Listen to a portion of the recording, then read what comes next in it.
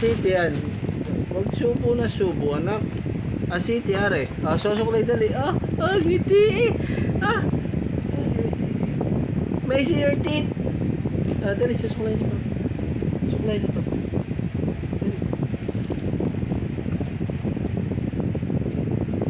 Pupuyod. Ikaw nasa. Where's your pupuyod? Where?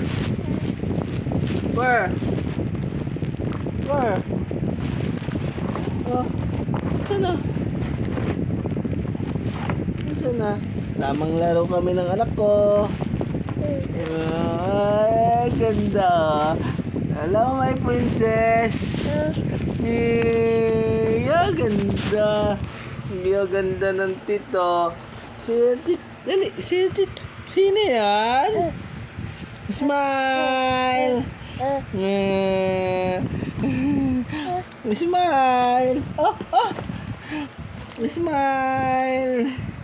1, 2, 3. Ang batang makulit. Dali. Ang anak ko, tama laro. Oo, magpupuyod ikaw. Give papa, give. Give papa. Saan? Where? No. No, anak, no. May see your teeth, may see your teeth.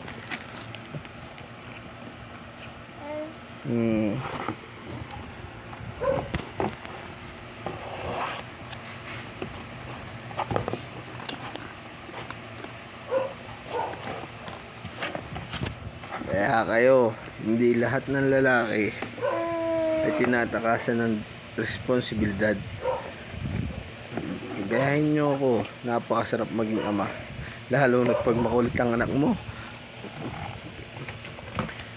Kaya ako itaka sa mga lalaking tumatakas sa pagkagiging ama. Pag nakadisgrasya na,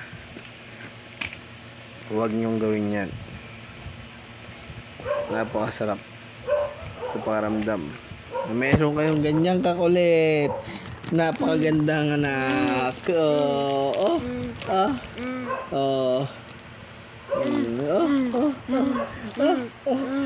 No, anak, no. Baka mapasubsob ka. No, give papa. Dali. Kaya kayo, alam na this kung anong dapat gawin. Ha? Ako, kahit kalalabas lang sa trabaho, hinihintay ako ng anak ko para makapaglaro kami. Malalaro ko siya kasi naalis ako dito ng 4 AM in the morning. Nauwi ako gabi na. Kaya naalis ako, tulog siya, nadating ako, tulog siya. Ngayon, hinihintay niya ako. Ano naman, nagsusuklay siya. Galing naman ng anak ko.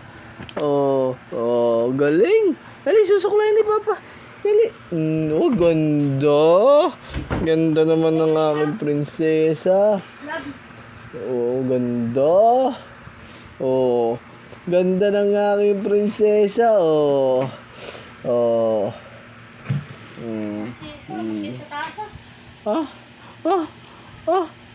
Diba, anak? Ano anak?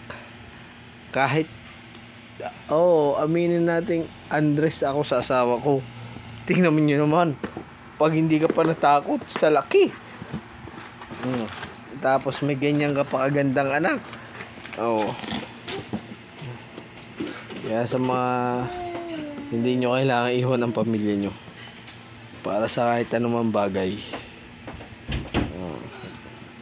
Kaya kayo, love. Anak ko, dali. Sino yan? Si Rhea? No. Love.